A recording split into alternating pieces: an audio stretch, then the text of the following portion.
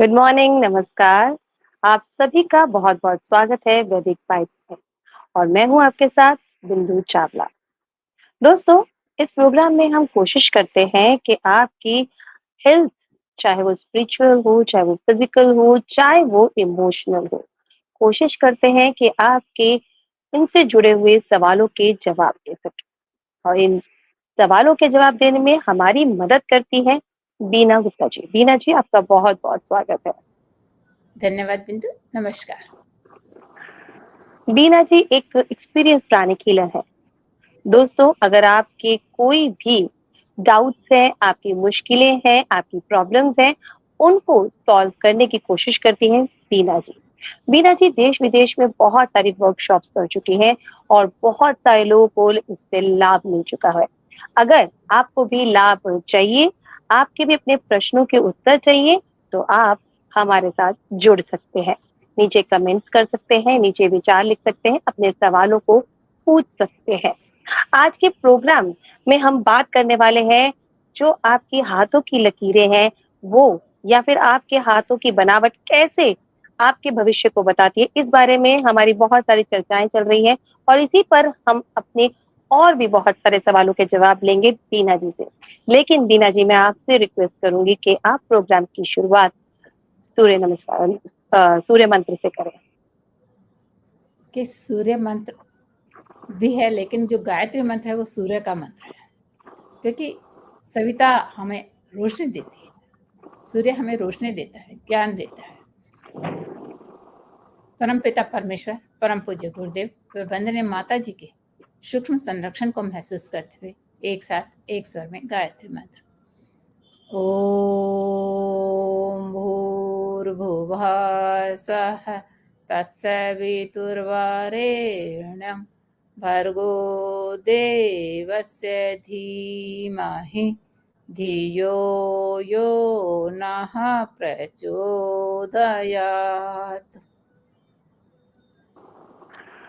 दोस्तों, जैसे कि हमने बहुत सारे एपिसोड में हाथों की लकीरों, हाथों की बनावट के ऊपर बात कर रहे हैं, तो हमारे पास बीना जी बहुत सारे सवाल आते हैं कि आज के टाइम में हम ये हाथों की लकीरों पर और ये हाथों के उस पे कर रहे हैं और आप इसको हस्त विज्ञान भी कहते हैं, कई लोग इसको साइंस बोलते हैं।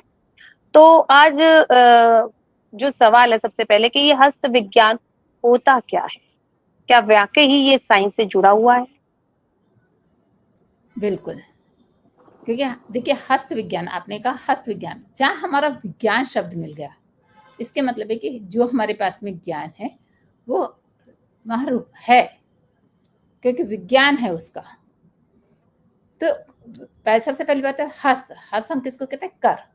कर इसका मतलब हाथ के कर्म का पर, क्योंकि हम कर किसे हाथ होता है ना, और हाथ हमारे क्या कहते हैं? कर्म करते हैं। अपने कर्म के ऊपर विश्वास करो, क्योंकि जो हमारी हस्त रेखाएं वो भी अपने सूक्ष्म हो या स्थूल हो, वो हमारे जो कर्म और विचार हैं उनके प्रभाव से उसका बदलने का विज्ञान ही हस्त विज्ञान है।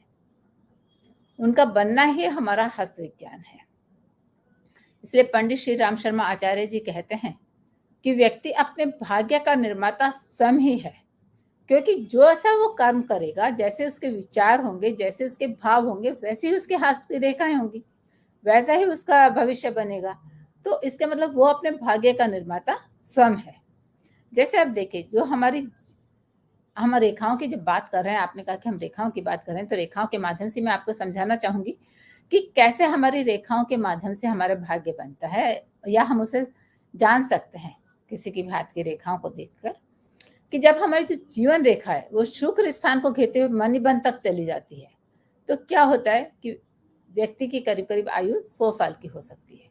लेकिन अगर वो बीच में रुक गई है, कट गई है, बिगड़ गई है, तो उससे उसको जीवन में भयानक रोग आ जाएंगे, मतलब लंबी बीमारियां चलेंगी, संकटें आएंगी, मतलब उसके कष्ट ही कष्ट आते चले जाएंगे।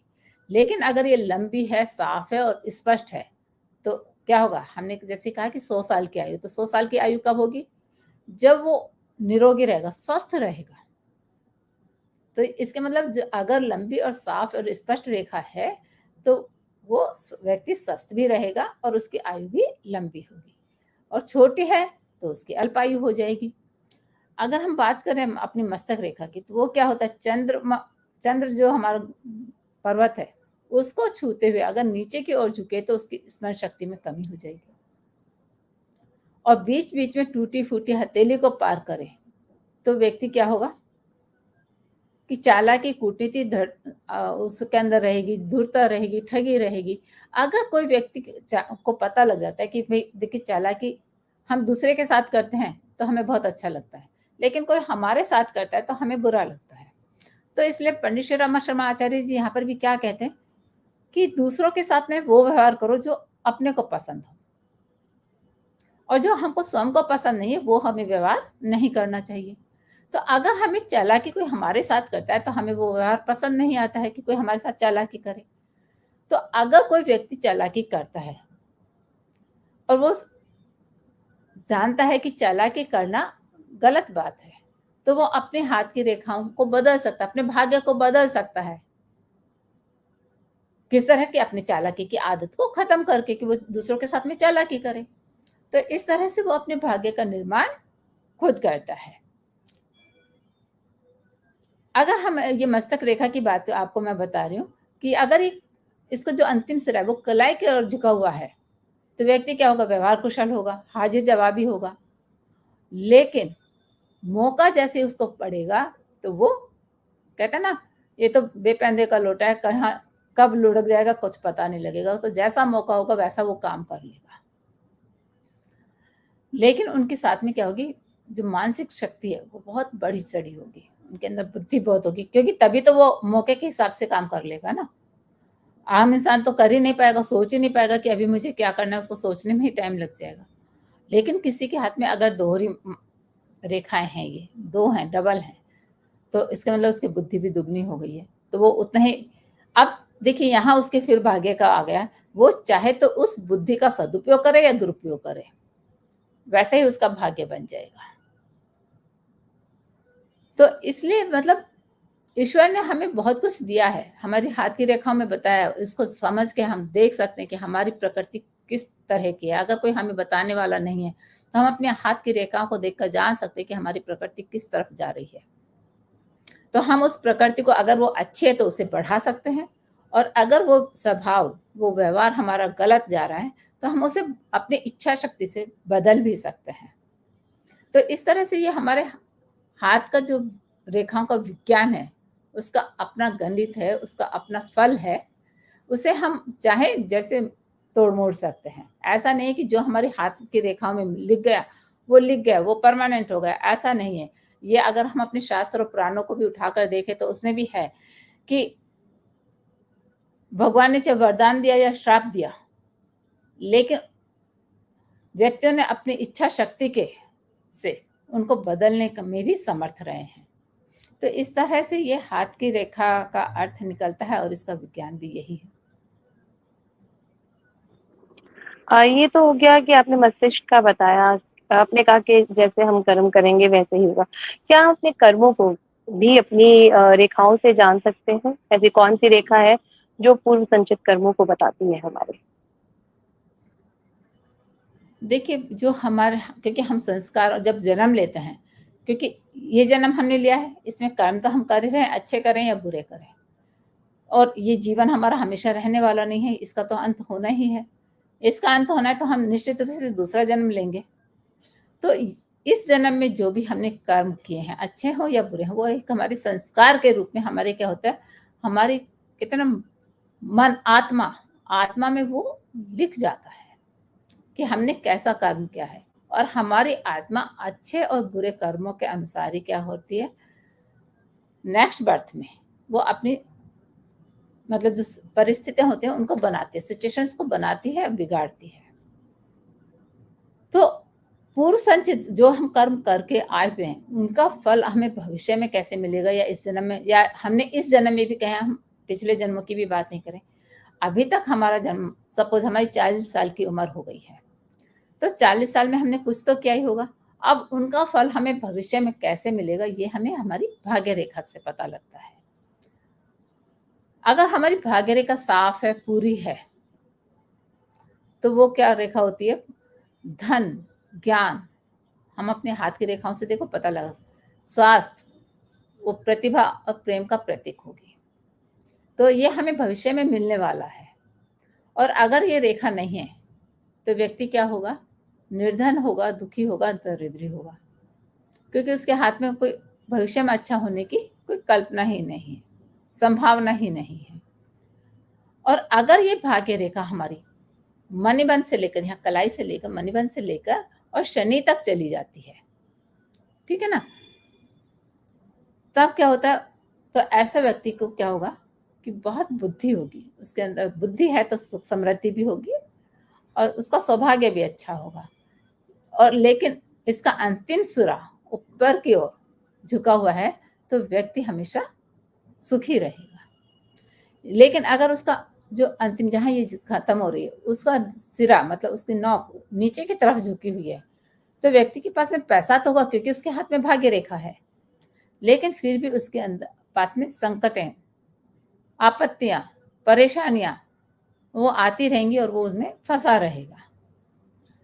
यदि ये मस्तक रेखा और हमारी भाग्य रेखा जुड़ी हुई है, तो क्या होगा? क्योंकि मस्तक रेखा हमारी भाग्य के साथ में जुड़ गई है, तो बुद्धि भी उसके कार्य में मिल गई है, तो वो क्या करेगा कि अपनी बुद्धि से बहुत ज्यादा सुख प्राप्त करेगा। लेकिन हाँ, अगर हाथ में भाग्य रेखा नहीं है, तो बहुत से व्यक्तियों की सूर्य रेखा बहुत अच्छी होती है। तो सूर्य रेखा होती है, वो धन रेखा का काम करती है। और अगर किसी व्यक्ति की जो सूर्य रेखा है यहाँ से मणिबंध से निकले, तो कहते हैं ना कि बहुत से व्यक्ति ऐसे होते हैं कि उनके हाथ से मिट्टी भी सोना बन जाती है। तो वही काम उसकी सूर्य रेखा करती है उस व्यक्ति के हाथ में, कि अगर वो किसी भी काम को हाथ में डालेगा, तो मतलब काम निश्चित रूप से चमकेगा, सोना बन जाएगा, मिट्टी भी सोना बन जाएगी। जी। तो कह कहा जा सकता है कि हाथ की रेखाओं से हम हर तरह से चीज़ों का पता कर सकते हैं। तो कुछ ऐसा भी होता है कि जैसे गुरु और शिष्य या फिर भक्त जो होते हैं, बहुत ज़्यादा स्पिरिचुअल होते हैं, उन लोगों का भी पता चल सकता है? हाँ, देखिए अभी तक तो हमने बात करी है कि जो कि हम सांसारिक व्यक्ति हैं, कि वो अपनी रेखाओं के माध्यम से कैसे अपने भाग्य का पता लगा सकते हैं। निश्चित रूप से बहुत से व्यक्ति होते हैं कि जो, जैसे अगर हम स्वामी विवेकानंद की बात करें, रामकृष्ण परमहंस के पास में जब गए थे, तो रामकृष्ण परमहंस ने क्या कहा? तूने इतनी देर लगा दी, मैं तो कब से तुझे बुला रहा था, ढूंढ रहा था। इसका मतलब कहीं ना कहीं उनका संबंध पहले से ही निश्चित था। तो ये, अगर कोई अपने हाथ में ये देखना चाहे कि मेरा गुरु के साथ में कितना गहरा संबंध होगा, जो मुझे गुरु मिलेगा वो कैसा होगा, तो निश्चित रूप से उसके हाथ में ये भी पता लगा सकते हैं। लेकिन इसके लिए जो हाथ का ढांचा है, उंगली है, अंगूठे हैं, नाखून है, हथेली की बनावट है, या ग्रहों का स्थान है, हम ग्रहों का स्थान हम आगे बताएंगे नेक्स्ट एपिसोड में, क्योंकि अभी तो हमारे पास में समय नहीं है। और हस्त रेखाएं हैं, उसमें तिल, शंख, इनकी तो हमने बात ही करी है, मणिबंध है या चिन्ह है, इन सब को अच्छी तरह से हमें देखना होगा और उनके ऊपर विचार करना होगा। अब विचार कैसे करना होगा? जैसे किसी व्यक्ति का मान लो दाम्पत्य जीवन अच्छा नहीं है, तो विवाह रेखा को वो देखेगा कि इसका दाम्पत्य जीवन कैसे जाएगा। लेकिन अगर किसी को ये देखना है कि साधु महात्माओं में उनका जीवन कैसा निकलेगा, या उनके जो शिष्य बनेंगे, भक्त बनेंगे, उनके साथ में उनका संबंध कैसा रहेगा, तो ये जो विवाह रेखा है, ये सांसारिक लोगों के लिए दाम्पत्य जीवन को बताती है। तो जो सांसारिक व्यक्ति नहीं है, जिन्हों की मतलब जो साधु महात्मा बन गए हैं, जिन्हों की मतलब सांसारिक भी हो, लेकिन वो मतलब संसार के लिए काम कर रहे हैं, तो वो हमारे गुरु बन जाते हैं, हमारे मार्गदर्शक बन जाते हैं। तो उनका संबंध और व्यक्तियों के साथ में कैसा होगा, ये उनका विवाह रेखा बताती है। इसी तरह से जो हमारे स्वास्थ्य रेखा है, वो देखिए हमारे जो स्वास्थ्य है उसका एक तरह से उसको कहते हैं कि अगर आपको बुखार देखना है तो आप किससे? थर्मामीटर से देखते हैं। कोई व्यक्ति कितना स्वस्थ रहेगा, उसे कैसे देखेंगे? उसकी स्वास्थ्य रेखा उसका थर्मामीटर का काम करती है। तो इसलिए कहते हैं कि इसका अगर ये हाथ में नहीं है, तो ये अच्छे स्वास्थ्य की निशानी है। कहते हैं रेखाओं का होना अच्छा है, लेकिन यहाँ देखिए उल्टा बताया जा रहा है कि अगर स्वास्थ्य रेखा नहीं है, तो वह व्यक्ति स्वस्थ रहेगा। इसी तरह से जो स्पष्ट रेखाएँ होती हैं, संतान सुख भी देती हैं, और जो मणिबंध रेखाएँ हैं, जैसे मैंने पहले भी बताया था कि हम इससे पहली रेखा से स्वास्थ्य का और दूसरी से धन का और तीसरे से सुख शांति का पता लगा सकते हैं। इसलिए यदि अगर हमको भक्त और शिष्य का संबंध मालूम करना है, या साधु महात्माओं को अपने जो उनके भक्त बनेंगे, शिष्य बनेंगे, तो उनका हमें विचार करना है कि उनके साथ में संबंध कैसे रहेंगे, जैसा कि आपने पूछा। तो ये भी हमारे निश्चित रूप से हथेली में होता है, लेकिन इन सब को विचार करने के लिए विवाह रेखा पर हमको उनको सब चीज़ों का ध्यान देना पड़ेगा और उस पर विचार करने की आवश्यकता होगी, तभी हम उसको सही तरीके से कैलकुलेशन कर पाएँगे कि इसके आगे कितने भक्त बन सकते हैं, कितने अच्छे शिष्य बन सकते हैं, और ये कितना बड़ा गुरु या महात्मा बन सकता है, साधु बन सकता है। और कितना बड़ा ही नहीं, जैसे बहुत से आजकल देखें साधु महात्माओं के स्कैंडल भी आते हैं, तो वो भी पता लग सकता है कि इसका चरित्र भी कैसा रहेगा। तो हम अगर हम किसी के पास में जा रहे हैं, तो हमें भी देख लेना चाहिए कि हम उसके पास में जा रहे हैं, तो हमारी रेखा क्या बोलती है कि हमें उनके पास में जाना चाहिए और नहीं जाना चाहिए, कि वो साधु के साथ में हमारा संबंध कैसा रहेगा। तो ऐसा नहीं कि हम धोखा खाएँ, हमें धोखा खाने की ज़रूरत नहीं है, क्योंकि उनके हाथों में भी है तो हमारे हाथों में भी वही है कि हमारा उनके साथ में संबंध कैसा रहेगा, वो जीवन में हमारे लिए कितने मार्गदर्शक बनेंगे। जी, तो दोस्तों ये तो हम कोशिश कर रहे हैं कि अपने हाथों के ज़रिए अपने आप को और सामने वालों को भी पहचान सकें और उसी की वजह से हम अपनी बीमारियों को, अपने आप को ठीक कर सकें। आगे भी हम आने वाले एपिसोड में भी हम कोशिश करेंगे इन पर हम अपने सवालों के जवाब ले सके बीना जी से। बीना जी अभी टाइम हो गया है हमारे डेमो सेक्शन का, जिसमें हम बात करते हैं हमारी फिजिकल हेल्थ के बारे में। और आजकल सबसे ज़्यादा जो परेशान करती है हर किसी को, वो है मोटापा, कि हम किस तरह से पतले हो जाएँ और ऐसा कोई योगा मिल जाए जिससे हम पतले हो जाएँ। मगर एक चीज़ देखी गई है, कई बार हम अपने मोटापे की वजह से कई योगा कर नहीं पाते हैं जिससे हम पतले हो जाते हैं। उस टाइम पर क्या करें? ऐसा कोई योगा है कि जो हम ठीक-ठाक से हो जाए और हम हर तंदुरुस्त होकर काम कर सकें? देखिए, सबसे पहली बात तो योग तो ये कहता है कि ऐसा नहीं कि जब हमारे पास में परेशानी आए तभी हमें उठना चाहिए। हमें परेशानी आने से पहले ही सावधान होना चाहिए। जैसे ही मोटापा आने लगता है, हमें पता लगता है कि हाँ, जो हमें अपने ड्रेस से पता लग जाता है कि वो टाइट हो रहा है, उसका साइज़ इंक्रीज़ हो गया। वो तो सबसे अच्छा हमारा मेज़रमेंट होता है कि हमारी ड्रेस। तो हमें तुरंत सावधान होना जाना चाहिए। हमें और इंतज़ार नहीं करना चाहिए कि अच्छा कर लेंगे, अभी तो कुछ नहीं है, अभी तो थोड़ा-सा ही हुआ है। क्योंकि योग है जो कि हमारे शारीरिक हो या मानसिक हो या भावनात्मक हो, किसी भी तरह का कोई भी रोग हो, सबको दूर करने में समर्थ है। तो इसलिए इसे बच्चे हो, बड़े हों, वृद्ध हों, अपनी ज़िंदगी में शामिल करना चाहिए। जैसे कि आपने कहा कि मोटापा, तो आज के समय में बहुत ज़्यादा मतलब मोटापा बढ़ता जा रहा है, और मोटापे की वजह से बहुत सारी बीमारियाँ भी शरीर में आ रही हैं। क्योंकि देखिए, मोटापा है जो ऐसा नहीं कि खान-पान पर ही है। खान-पान तो इसके साथ है ही कि हमको संतुलित आहार करना है। लेकिन क्या होता है कि आजकल जो दिनचर्या है व्यक्तियों की, आप टीवी देख रहे हैं और खा रहे हैं, तो हमें पता नहीं लगता है कि हम कितना खा रहे हैं। हम उसमें क्या होता है, ज़्यादा खा जाते हैं। किसी को होता है कि अच्छा खाना चाहिए। अब अच्छा खाना चाहिए, उसमें वो टेस्ट में भूल जाता है कि मुझे कितना खाना चाहिए। वो मोटापे का कारण बन जाता है। अब पहली बात तो वो ज़्यादा खा रहे हैं, ऊपर से वो कोई योग भी नहीं कर रहे हैं, किसी तरह का कोई एक्सरसाइज़ नहीं कर रहे हैं, किसी तरह का कोई व्यायाम नहीं कर रहे हैं, तो वो क्या होता है कि मोटापा बढ़ता चला जाता है। और जब एक बार मोटापा बढ़ता चला जाता है तो शरीर भारी हो जाता है।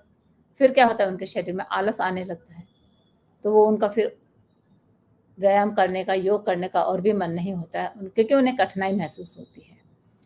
तो ऐसे में निराश होने की कोई ज़रूरत नहीं है, क्योंकि बहुत से व्यक्ति इससे निराश हो जाते हैं कि अब तो हमारा ये मोटापा कम ही नहीं हो सकता है, तो उससे उनका जब मोटापा होता है तो निश्चित रूप से हमको फिगर तो इतनी अच्छी नहीं लगती है, तो उनका कॉन्फिडेंस भी कम होता जाता है। तो मैं आपको यहाँ कुछ आसनों के नाम बता रही हूँ, उन्हें कैसे करना है वो आप ओजस सोल के यूट्यूब चैनल पर जाकर देख सकते हैं। इन योगासनों के करने से क्या होगा कि भोजन अच्छी तरह से पचेगा, जो मेटाबॉलिज्म है वो तेज करने में मदद मिलेगी। तो उनके मैं आपको नाम बता रही हूँ, सर्वांगासन, भुजंगासन और उत्कटासन। इन 3 आसनों को आप करेंगे, ये करने में बहुत आसान है। तो इनसे आपका जो मोटापा है वो धीरे-धीरे कम होने लगेगा। तो दोस्तों आपको योगा करना है, अपने मोटापे को ठीक से मतलब ठीक करना है और अपने आप को खूबसूरत दिखना है, तो आप इन आसनों को ज़रूर देखिए। और इस आसनों को देखने के लिए आपको ओजस सोल के यूट्यूब चैनल और फेसबुक के पेज पर भी जा सकते हैं, वहाँ पर भी आप इनको देख कर सीख सकते हैं और अपने आप को खूबसूरत बना सकते हैं। बीना जी, आप हमारे प्रोग्राम में उसके लिए बहुत-बहुत शुक्रिया। धन्यवाद बिंदु, नमस्कार। दोस्तों, हमारी कोशिश रहती है कि हम आपको अंदर और बाहर दोनों तरह से स्वस्थ रख सकें, खूबसूरत बना सकें। और इस कोशिश में हमारा साथ देते हैं आप लोग अपने सवालों को पूछकर, हमसे जुड़कर। और अगर आप हमसे जुड़ना चाहते हैं, बीना जी से सीधा बात करना चाहते हैं, तो नीचे नंबर दिया जा रहा है, उस पर आप कॉल करके अपने आप को खूबसूरत बना सकते हैं और आप ईमेल आईडी पर मेल भी कर सकते हैं। अगले हफ्ते फिर मुलाकात होगी, तब तक के लिए हमें दीजिए इजाज़त। Bye bye and take care.